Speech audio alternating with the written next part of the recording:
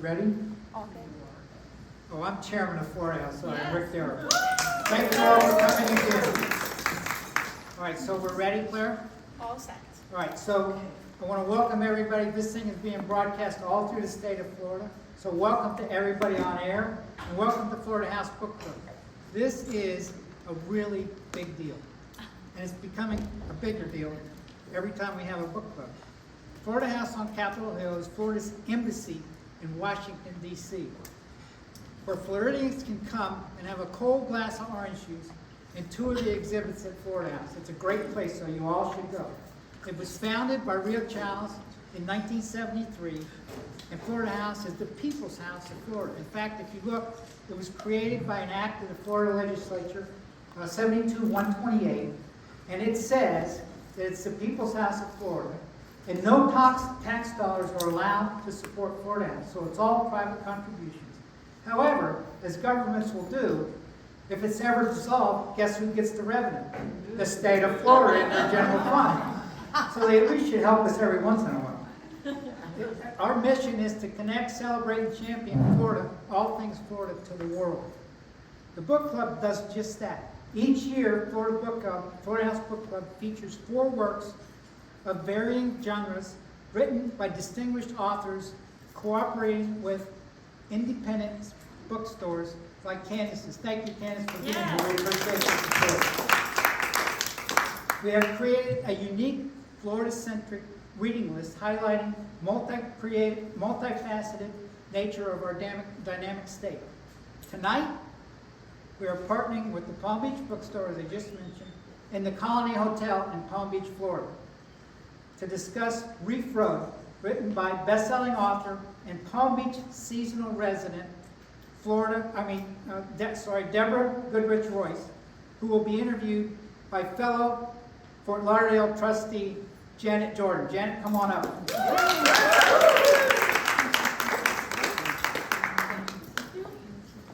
Hello. Welcome to Florida House Book Club. Welcome to the Florida House Book Club in Palm Beach, Florida. We're delighted to have around 55 people joining us here today at the Colony Hotel. Similar to the literary thriller that we are featuring tonight, our book club was born during the pandemic when we were anxious to connect with one another, but we're limited to Zoom. Now we host book club events all over the state in order to advance the mission of Florida House, celebrate, champion, and connect all things Florida. Reef Road is the first murder mystery to make our book club list, and it's set here in Palm Beach, where the author and our special guest tonight, Deborah Goodrich Royce, spends her winters. Deborah has had an exciting career as an actress in television on 90210 and All My Children, and also many movies before becoming a story editor for Miramax. She is now a best-selling novelist known for stories examining puzzles of identity. Her first book in 2019, Finding Mrs. Ford, was followed by Ruby Falls in 2021.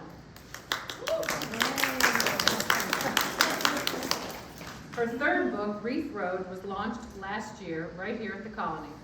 The novel has received many accolades, including named one of the top books by Good Morning America, and remains a Publisher's Weekly bestseller. Welcome to Florida House, Deborah. Thank you. Thank you, Janet. And thank you all for coming out. I was very excited to get the call to do this. I mean, having written a book set in Florida, which I think is a unique and fascinating place at every single level, I think we would all agree there's much to be interested in. So thanks for having me. At Florida House, we promote all things Florida. You were born in Michigan. When did your love affair with Florida begin? In the winter, when I was in 4th grade, we were invited by my grandmother to come and stay with her brother and sister-in-law. So my great aunt and uncle had an apartment in Hallandale. And we flew from Michigan, which was very cold. I think it was the month of February. We got off the plane in Miami, and it was, it smelled like orange blossoms, and there were palm trees everywhere, and it was pretty intoxicating. And when did you begin spending your winters here? So, really, it's been, we bought a place place in Delray in the early 2000s, but I still had children in school, and we would just come and go. And then we kind of inched up the road to Palm Beach. I've been doing a gradual inching north in '05, and we've just been spending more and more time here since then. Other than the weather, what do you love about this community? So Palm Beach, what I love most, what really attracted me most here was the outdoor living. If you walk up and down North Avenue, there are all these beautiful villas, and you kind of wend your way in and out of shops, you eat outside. And I also like that it's this combination of a town and a suburb, so I can walk everywhere from my house. I can walk to dinner, I can walk to the grocery store, I can take a bike. I like that a lot. Yeah. Reef Road is a real street just north of here and well known by surfers. In fact, is Missy Doyle here? Missy lives on Reef Road. How did you choose Reef Road to open your book and use as a title? So, I write thrillers, as you said, and I write twisty thrillers. This idea of identity puzzles, where people are not exactly who they appear to be. I love a good Hitchcock film. That's the kind of thriller I like. So when COVID shut the world down, I was here at my house, and I began this research project into my own mother's best friend's murder. My mother, when she was 12 years old, lost her best friend in a really horrific way in Pittsburgh. So as I began this research, I realized I did not want to write a nonfiction story about the real crime. It had a family member who was a suspect. It has remained unsolved. I didn't really want to go down the path into that family. It's not my family. But I wanted to write the kind of book I write, exploring the overarching concept of generational trauma. I think we are all affected by the things that happen to people who came before us. That said, I understand the question about Reef Road. So, in COVID, you could go out on your bicycle. So I was riding my bike around the island. So Reef Road has two storylines. The story of a writer obsessively interested in the murder of her mother's best friend. Those are very cerebral passages. She's a very internal person. And then there's the story of a younger woman by the name of Linda Alonso, who's married to a very dishy fellow from Buenos Aires. We have the Argentines here, by the name of Miguel Alonso. And 3 weeks into the COVID lockdown, so the backstory of the murder is in Pittsburgh, but the book is set here. 3 weeks into the lockdown, Miguel and the two children disappear. And they're tracked down with security camera footage, getting on a plane for Buenos Aires at Miami International Airport. She can't follow. She's an American citizen. But I have to put her somewhere. So I know I want the writer to be on a little bit of a drearier street, but I want Linda and Miguel and their children to be in a residential neighborhood, charming, beautiful, and the north end of Palm Beach is like that. But I wanted a good name for a street. It's a thriller. So I'm riding my bike around, and there are all these kind of innocent-sounding streets, like Dolphin, Banyan, Hibiscus. I'm like, nah. And then I see Reef Road. And to me, it sounds like Cape Fear, Lookout Mountain, a place name, or even Watch Hill, where some of us go in the summer. It's a place name that evokes maybe danger. You could run aground, and I thought, that's where I'm putting it. I like that. Yeah. So speaking of generational, did your mother's anxiety over the crime affect you?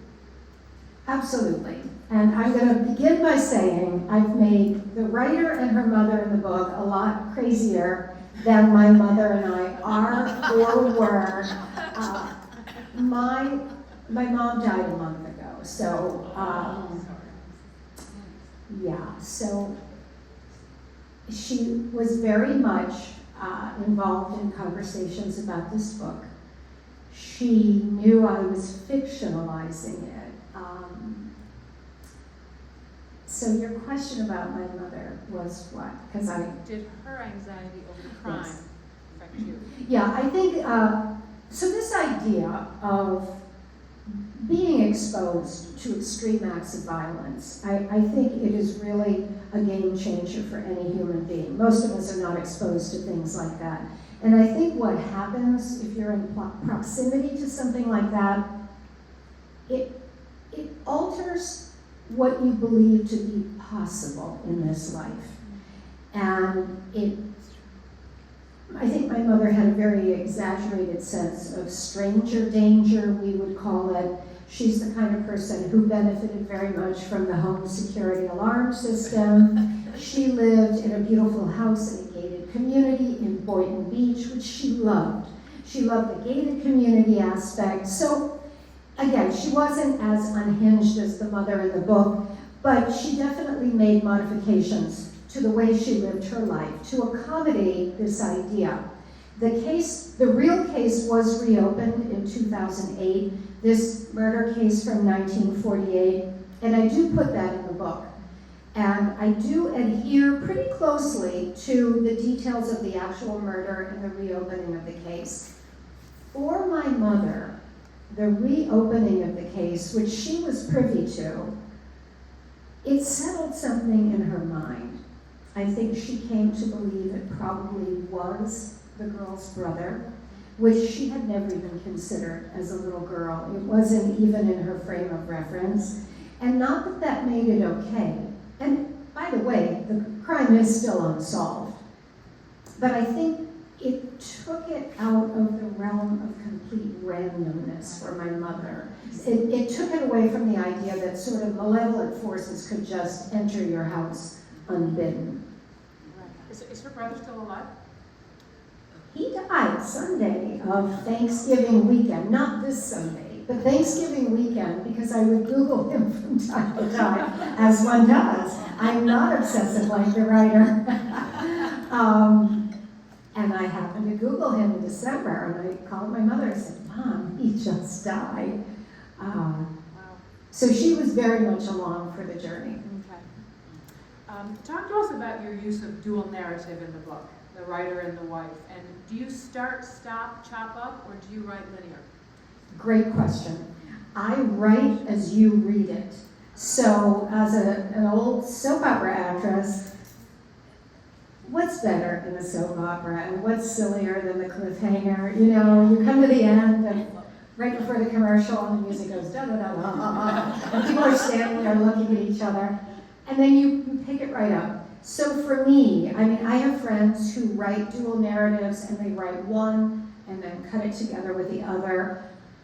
For me to get where I'm going, everything in the following chapter picks up on what just happened. There might be a teaser that's dropped, and then something that's revealed. So it helps me to write it that way. I definitely write copious notes. I do timelines. I don't know exactly where I'm going with it, but I chart things out a little bit, and then I write it as you read it. I've heard the term head hopping, which is apparently a danger when you have two narrators or POVs. Can you explain head hopping to all of us? Yeah, there's a prohibition against head hopping among most writers. However, you will find in literary fiction at the highest level, they do absolute unrestricted head hopping, and I want to know why. Why is that allowed? Who said okay? So head hopping is the following. Within a chapter, you're reading it, and you're in my head, and then you're in Janet's head, and you're hearing our thoughts interchangeably in the same chapter. You might be in Rick's head, you might be in Lorette's head, and it is employed, I would say, very liberally in literary fiction. And for all of you watching at home, if you have the answer to that, let me know. In genre fiction, like a thriller, you don't do it. So if I have two narratives and I'm writing in first person, you know, I opened the door and I saw the man and I did this, you're in only that character's head, and anything you know is only what that character can know. You can't see around a corner that that character can't see around. And even if it's in, you know, third person close, you can say, you know, she was thinking all along that she wanted to have a sandwich, but he kept talking, or whatever you're saying. So you're in her head, even if you're doing it third person. In movies, it's very different. You see many things from the point of view of the camera. You know, you're tracking and you're doing all sorts of things. So that's what head hopping is. That's interesting. As an actress and an author, do you find your antenna is always up out in the world looking for ideas and phrases, or do you turn it off? That's a really good question. You have very good questions, Janet. I don't. I want to talk with you again. I don't think you can turn it off. People have said, do you ever get writer's block? And I say, well, yeah, if you consider the first, 50 years of my life, I had a little writer's block. I've had this. I mean, if it were a purely female audience, but I'm going to say it anyway, even in a mixed audience. For me, this latest chapter, kind of the post-menopausal life, has been fabulous. It is such a period of creativity. I think we as women, in earlier chapters of our life, we're very outward focused. We're doing and doing and doing. And I really got serious about writing at that moment in my 50s when I could give it the cone of silence. I always worked. I always was very busy. But that deep cone of silence. And then that kind of translates to when you're not actually sitting and writing and the ideas come through. Right. Interesting. I was listening to a podcast last week where a therapist was very refuting epigenetics. And then I thought, what is epigenetics? And I looked into it, and then I found articles where people were saying, oh no, it's 100% true. How does epigenetics come in at Reef Road, and what are your thoughts on it? I have many thoughts on that subject. Thank you for asking. My husband refutes it. I think it's absolutely true. So, epigenetics is this idea that we're changed at a cellular level by things that happen. So, there are studies in large ethnic, cultural groups. You could look at descendants of Holocaust victims. You could look at descendants of enslaved people. You could look at descendants of Native Americans and everything that happened to them. And in those studies, and I don't know what the results are, but the exploration is, what effect does that history have on the people alive now? There's a wonderful book called It Didn't Start With You by a writer, I think his name is Mark Wolin, and that's about more individual epigenetics. And he begins by talking about an experiment on mice, where mice are exposed to a particular smell, very distinctive smell, and then given an electric shock. And 2 generations later, their grandchildren, when they are exposed to that same smell, have reactions of stress and anxiety.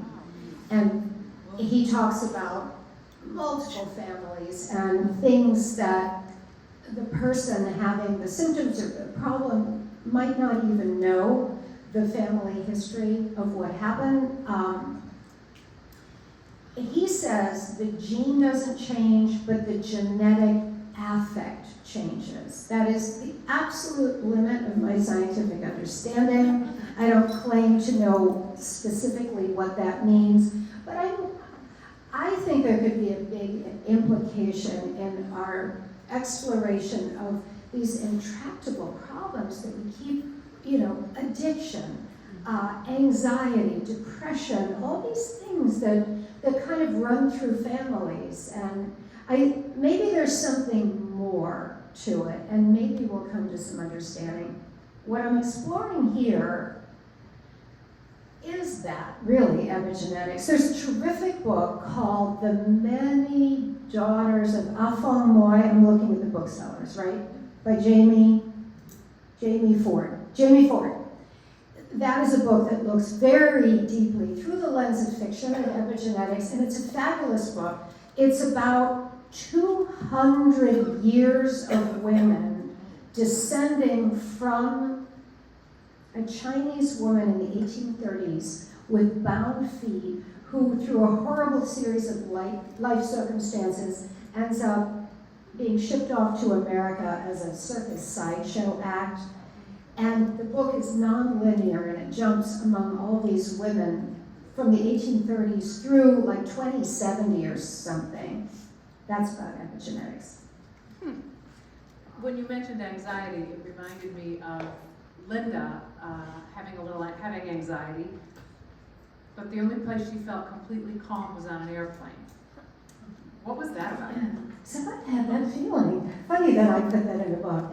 I don't know, there's something about being on an airplane when they close the doors. For me, which I wrote into this character, I think because it's the kind of situation where you actually can't solve a problem. Now that we all have Wi-Fi on airplanes, it's a little different. But there was a period where you had to completely suspend it all. I mean, heaven forbid you had an anxiety attack on an airplane, but I think people do now. But it just, I wrote it in the character that once the door closed, she's at a moment in her life where she's not sleeping and she's quite troubled, but on the airplane, she's fine. That reminds me of when you're going on a vacation and someone says, "Are you excited?" And you're like, "I'm packing, I'm writing notes. I'll be excited when the door of the airplane closes." Yes. That's it. That's it. Yeah. That's right. Yeah. Okay. I don't want to ask that. Where do you write when you're in Palm Beach? There goes my cat. I have a room that I'm on the lake trail, and I look out over the lake, and I look at the buildings of West Palm Beach. I look directly at the Charles Schwab building, so now you know exactly where I am. And I like a really big table to write. I don't know any of you writers in the room how you do it, and because I'm a paper spreader, and I just look at that view, and it is pretty transporting. Let's play the casting game so that we can see what these characters look like in your head. Reef Road, let's say it becomes a movie. Who would you see as the leads? I'm going to refer to an earlier film, which was based on a novel by Zoe Heller. Anybody seen Notes on a Scandal? It's fabulous. You should read the book and watch the movie. So it is about a younger woman, an older woman, very strange friendship. And the older woman is played by Judi Dench, and the younger woman, I think, is played by Cate Blanchett. Am I right? Wow. I think. So it would be very cool to put Cate Blanchett in the older one, and then the younger one, I don't know, someone like Scarlett Johansson wouldn't be bad, right? I'll take her. Oh, did you? So you saw Linda as really attractive. Oh, yes. Yeah. I do. Oh, okay, I guess. Yeah. Really Yeah, I saw her as very attractive. Okay, that's great. Reef Road's ending leaves room for speculation. I like a kind of non-committal ending, an ending that can allow the reader to think, which way did it go? I was one of those people completely traumatized by the ending of Gone with the Wind, that he really left. So I always thought, well, maybe he comes back. Maybe there's just a little window of hope that he comes back. So yeah, the ending is open for grabs a little bit. Are you working on a fourth book? I am, and what is that saying? You want to make God laugh, make a plan. I had charted out, I have a first draft of my fourth book, and I had notes from my editor. I had charted out every single day I was going to write I block the time on my iPhone, that's my technique, and my mom got sick. So I spent 6 weeks in Bethesda East Hospital, which that is a whole other world. You know why they said General Hospital in a hospital. It's like it's a city in there. It's amazing. So that book, I got an email, last year, from a man who began by saying, "Hey, you remember me?" And I didn't yet. And he said, "I was your best boy in survival game," which is, excuse me, a very delicious sentence because it sounds off color. It is not off color. A best boy is a real job on a movie. He's in the electrical department. And Survival Game is a movie I really did with a kid called Mike Norris, who was the son of Chuck Norris. Remember Chuck Norris? Yes. So it was a bit of an action-adventure film, and Mike Norris was trying to make his career in the same world, as his father. So the guy went on to say, so I still didn't remember him. And he said, "Remember that Thanksgiving dinner we had together?" And I'm thinking, I really don't. He said, "You were the only actress that nobody visited on the set." And I thought, this is really odd that he remembers that little tidbit about my life that I don't remember that. And he finally capped it off with saying, "Do you remember when we ran into each other at the Cannes Film Festival? You were standing there holding a baby and waving, and I wondered for a moment if the child was mine."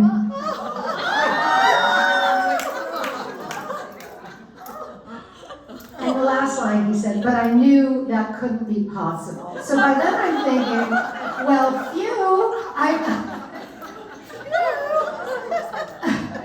But I was thinking, well, this is an old trope in books and movies, a flawed memory. Lots of people have written flawed memories. But I thought, well, what if you have a woman whose memory is flawed for one reason or another? And what if you have a man who approaches her with kind of a laundry list of things that places she was, but is he telling the truth or is he not? And right now I'm calling it Best Boy, which I kind of like. My husband said, it sounds like a dog. So we'll see about the title. I like this. I was intrigued by your character, Officer Michael Collins. I thought he was the most normal guy in the book. I mean, it was reckless of him as a policeman to do what he did. He was a flawed human, like we all are, but... Liam Neeson. Yeah. So that's totally who I had in mind for Michael Collins. And I liked playing with the name. There are always little puzzles, and he says it openly. His name is Michael Collins, and Liam Neeson played Michael Collins. He was one of the freedom fighters of the early days of the formation of the Irish Republic. Why was Michael Collins at the airport bar at PBI? Going to Chicago to visit his father, right? His father was sick. Yeah, his timing was just insane. Yeah, so the airport, I had to write in Palm Beach Airport, PBI, there's this pizzeria that's called Nick's Tomato Pie, and tomato is spelled T-O-E, which always struck me funny. So of course it's in the book. Well, you know, it's so much fun as a local to read your book with all the iconic spots you named. And we were talking in the car on the way up here thinking, what if there was like they have Midnight in the Garden in Savannah, the tour of all the spots in your book. You could maybe have a Reef Road tour. You could do that. So I was talking with someone earlier. I like writing in real place. It helps me envision it more. And I walk things out. I picked Reef Road. I picked a real house on Reef Road where my imaginary family lived. The house was quickly torn down after COVID, and it has a bigger house in it, but I wanted them, it just helps me as I write it to envision what I'm doing. I walk things, so I try to get my distances right. A lot of my friends write imaginary places. In my first novel, Finding Mrs. Ford, Watch Hill is really Watch Hill, and Detroit is really Detroit. And my second novel, which is more gothic, it's primarily set in Los Angeles. And I think Los Angeles is a very gothic place. And I think we all know Los Angeles. We've all seen 100 years of American movies. We know that place. It's one of the places that I think we all have in our collective unconscious. One of my favorite lines that I remembered was when Linda so boldly led Michael into her bedroom. You wrote, "It was that easy to cross the next barrier in an ever-collapsing string of them." I thought that was really a cool turn of words. Yeah, well, so the novel is set on the island of Palm Beach in the COVID lockdown. It is not about COVID, but COVID is a fantastic underpinning for a thriller because it imposes a set of constraints on people, and people in that time started behaving in strange ways. And Alice McDermott, who's an extraordinary writer, she's written a book about writing called What About the Baby? Which is like the Chekhov gun thing. If there's a gun in Act 1, it better go off by Act 3. So the same idea with a baby. If someone's pushing a baby carriage, you better see the baby again. But she writes about the difference between writing nonfiction and fiction. And in nonfiction, she says, which I think is right, the writer's job is to include every detail. Every detail. Which can start to get cumbersome and unwieldy. Whereas in fiction, because the writer's imagination is absolutely limitless, the job is to constrain it, to put a box around it.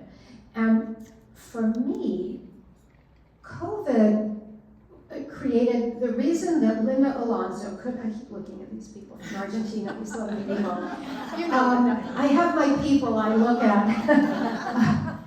The reason Linda Alonso could not get on a plane and follow her husband when he was absolutely seen getting on a plane for Buenos Aires was COVID. Borders were shut to all but citizens of the country. How would I have achieved that otherwise if it weren't the pandemic lockdown? And you think about it, if you pick up a book that's set in 1944 Paris, there's a lot you know before you even begin about what your characters can and can't do. So it can be a very helpful set of limitations. As an author, talk to us a little bit about the difference between the twist and the reveal. So a reveal would be used in a classic locked room mystery in Agatha Christie. We are all in this room together. There's a finite number of people. One of us ends up dead. One of us did it. In walks the detective and starts this process of elimination, and at a certain point it is revealed who the murderer is. So it may be a surprise, but you kind of know what you want to find out. In a twist, you're going along. I'll give a cinematic example. The sixth, what's it called? The Sixth Sense? Sixth Sense. The Sixth Sense. So you're going along, that's where the little boy says, "I see dead people." Bruce Willis is the psychiatrist, he's working with this kid, and all of a sudden it pivots. And you realize something completely different is going on than what you thought is going on. And I had an editor, that's a twist, and an editor said to me with Ruby Falls, she said, "You don't necessarily need to have your reader figure out what the twist is. They probably won't. But you must drop the breadcrumbs along the trail. So when the twist comes, they can say, oh, that's what this meant. That's what that meant." They can reconstruct it in their minds. That's really important. Otherwise, they'll feel deceived. They'll say, what? Yeah. I've heard you say that you actually read aloud your entire book when you're finished. Is that must take a long time? It does take a long time. And what do you find when you do that? You find that you might, for example, use a word extraordinary 5 times in a row, and you think, oh, I didn't even realize I did that. Or you might find that the rhythm and cadence of your sentences might not be flowing. I'm an auditory reader. meaning I hear what I'm reading, I hear the rhythms. I mean, I don't sit and mouth the words, but I think there's a rhythm and flow, and it really helps to read it out loud, and you can see where you've gotten a little stuck or you're bumping up against a wall. Do you like to read books or listen? So I like to read them, but I listen extensively. I like both. I read in bed at night. Get in bed when you're tired with an audiobook, and 5 hours later, you have no idea what just happened. But I listen to books in my car. I'm reading at night and listening to, anybody read Charles Spencer's memoir, A Very Private School?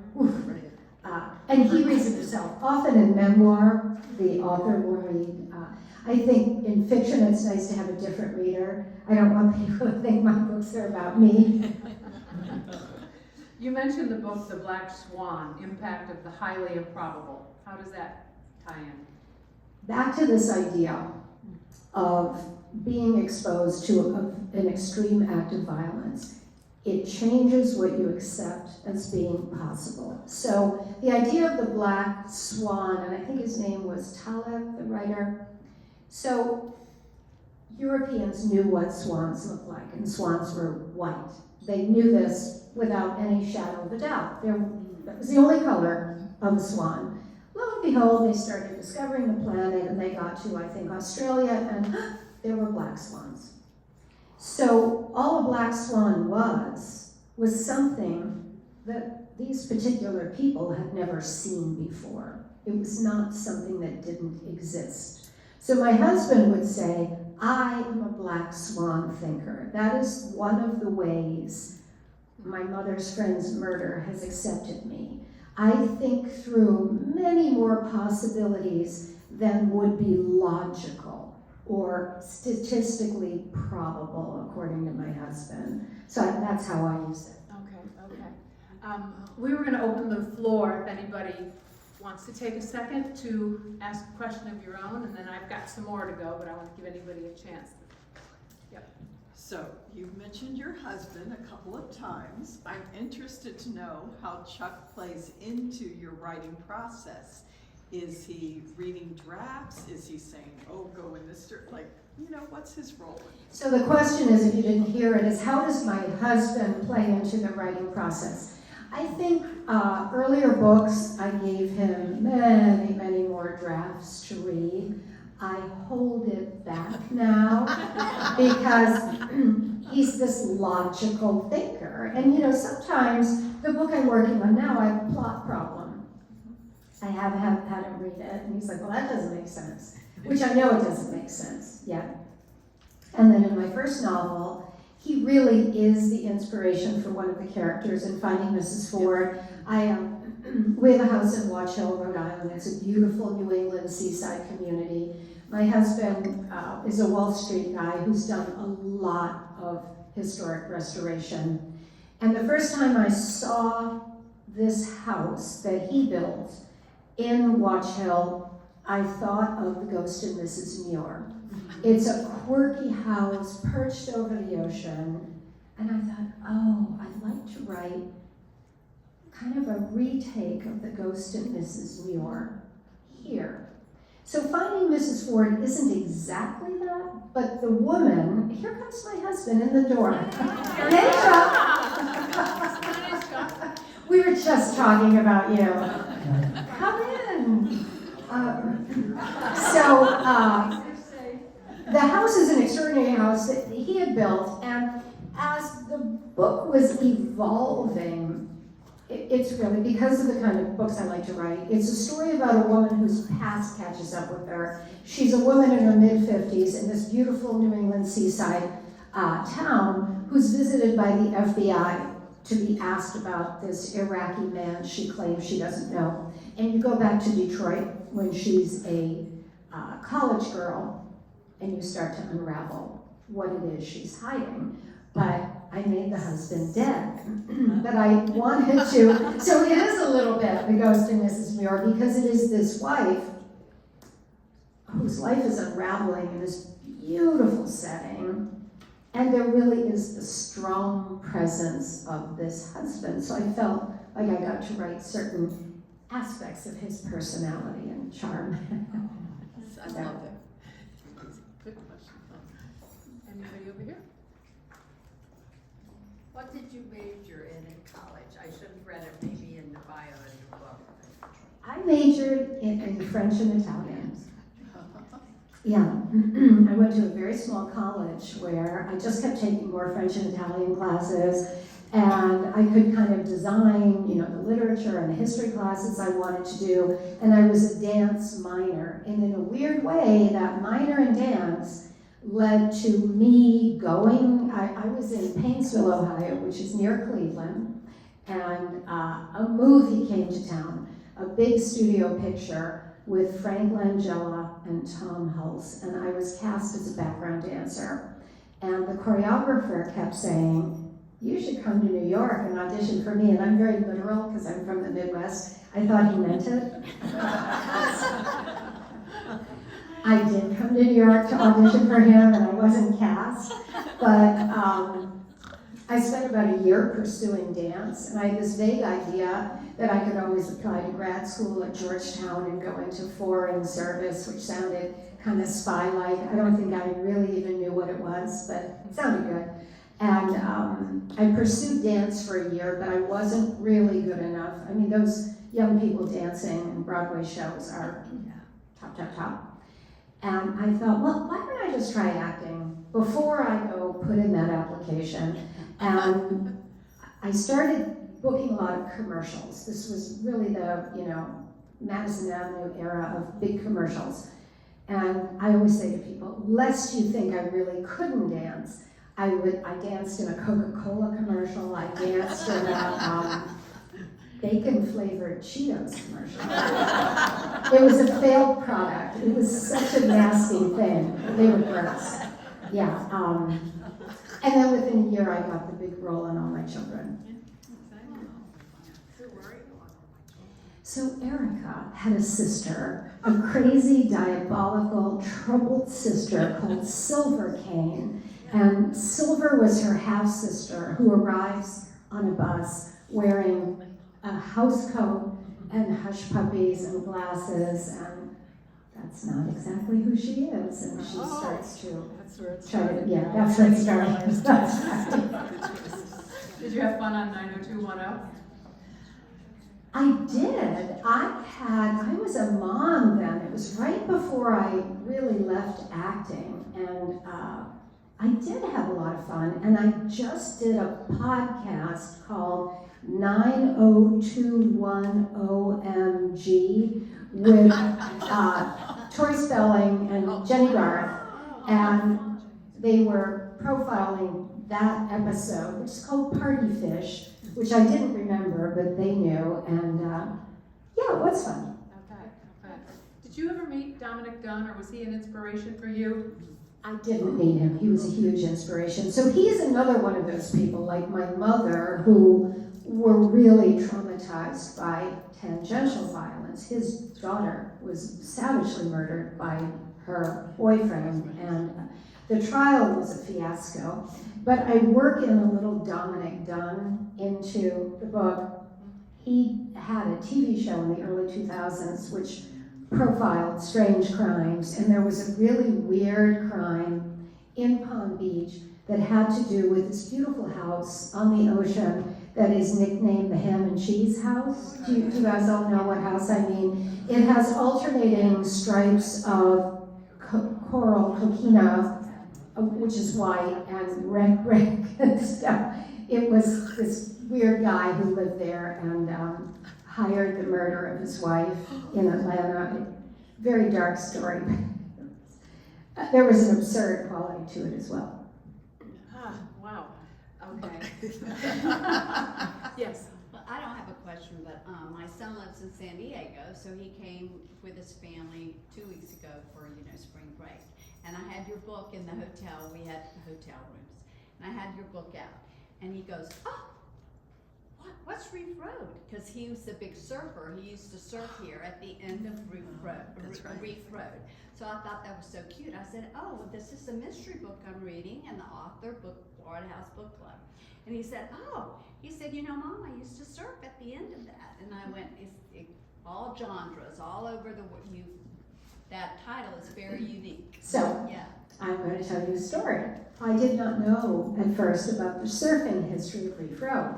And this lovely lady here and our children are married to each other. This is Lorette Kittle. And Before you say something, let me just say how I was so amazed by Deborah's sense of detail for everything.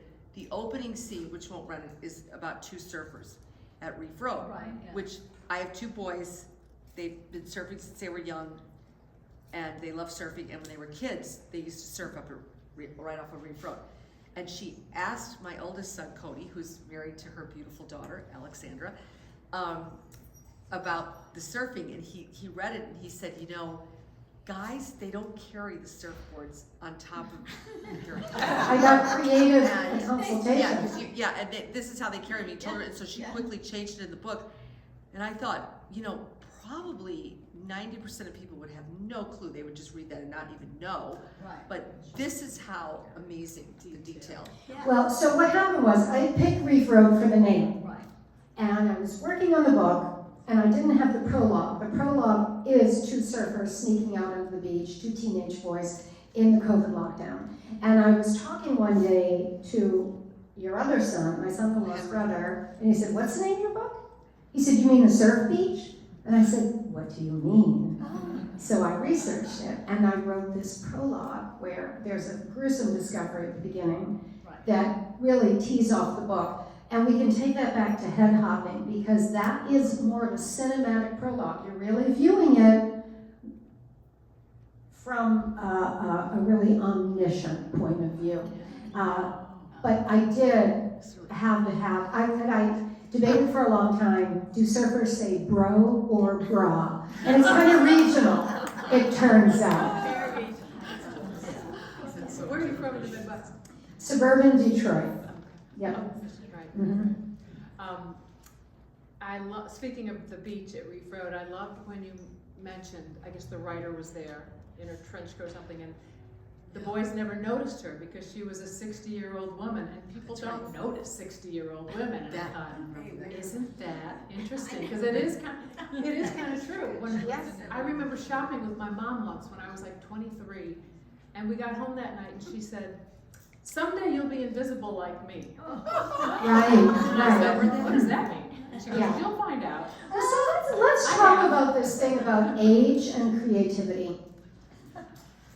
Some people have their most creatively rich periods when they're young. There are many gifts to creativity when you're older, not least of which is you have lived all those other things that all those people haven't lived yet. And there was a very successful book a few years ago, and I love the book. I will not name the book, wildly successful, written by a 28-year-old woman. And at a certain point, she writes a 50-year-old woman in the book. And to me, it was the only weak link. This 50-year-old woman is just a cipher who's only interested in the lives of these young people. I'm like, yeah, no, you're not that interested. We've all been there, we've done that, we've had that. So, not that there's anything wrong with having your best period when you're young. That's fine, good for you. But there are other rewards that come later, and you do have a greater perspective as you go along. And we're all headed in that direction anyway. But, you know, my husband has an expression that he says, peaking early is a curse. Well, you think about, the cheerleader and the football star, and that's it. You know, nothing after high school. Yeah. All right, well, we have hit our time. That is a wrap. Thank you all for joining us tonight, and thank you to the Colony Hotel and to the Palm Beach Bookstore for partnering with us to present tonight's program with the amazing Deborah Goodrich Royce. I'd like to thank you for spending this time with us. The next Florida House Book Club will be at 6 o'clock on Tuesday, October 29th, when we feature Virginia Hartman's The Marsh Queen We will be broadcasting live for the first time from the Florida House on Capitol Hill in Washington, D.C., so follow our programming on Instagram, Facebook, and LinkedIn. You can learn more about the Florida House at our website, which provide links for conversations with other authors as well. So see you in October, and thank you so, so much for this Thank time. you. You're a very good engineer. And I'll be signing books over there. Thank you. There's Mom.